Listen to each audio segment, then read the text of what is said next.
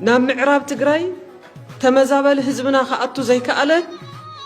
ام معراب تجراي زل عطق وص سلا زي كاله تمزابالنا خملسل زخل كنتات سلا زي تمچاچوي او زلونا يم حرا خلل محدار خفرس سلا زي كاله بتوع المسرت وحسنوا حاليون تمازابالينا ناب بربطو خملسلو زخل كنتات فدرال منغستي خماچاچوي كالن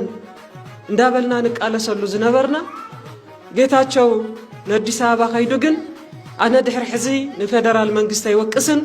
ብናህና ምክንያትና ዘይአተናይሉ እቲ ወንጀላ ናባና ገልቢጡ ወይ አይነበረን ያምሳል አብዚ ኮይኑ እስተማዛበለ ህዝቢ ናበረበቱ ክምለስ አይኮነን ይሰርሕ ነይሩ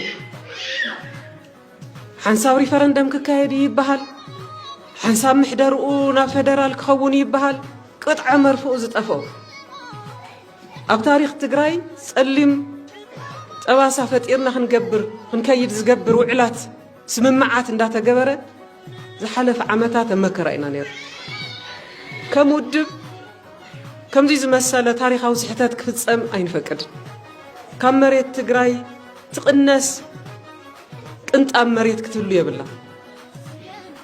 ሉዓላዊት ግዛት ናይ ትግራይ ብሕገ መንግስት መሰረት ዝንካ አይኮን ሪፈረንደም ተተባሂሉ ሕገ መንግስት ሎ ስርዓት በዘለዎ መንገዲ ወሪርካ ሒስካ አይኮን ካን ሪፈረንደም ትብል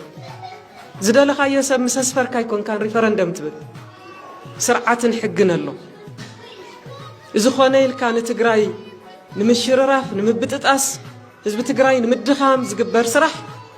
እቶም ናቶም ልኡኻት ዝኾኑ ፍጽምዎ ጥልዕ ጉንብስ ኢሎም እዮም ከም ውድብ አይንፍጽሞን አይንቅበሎን ስርዓትን ሕግን በዘለዎ መንገዲ ኢና ክንከይድ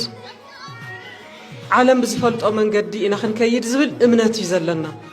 ስለዚህ ሕዚ ከም ውሽጥና ኣብ ውሽጥና ናብዛ ስምምዕ እዚኣ በፂሕና ኣለና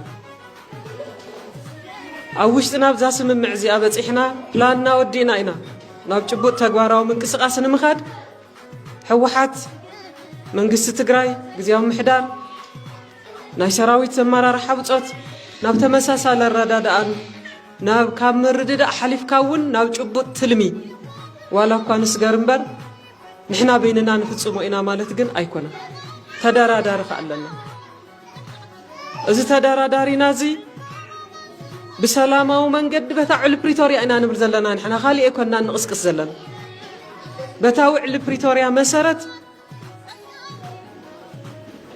ተማዛባል ህዝብና ናበረበቱ ይመለስ ሓምሻይ ክረምቲ ኣብ ቴንዳ አይነብርን አይኸርምን ይናህና ቋሙ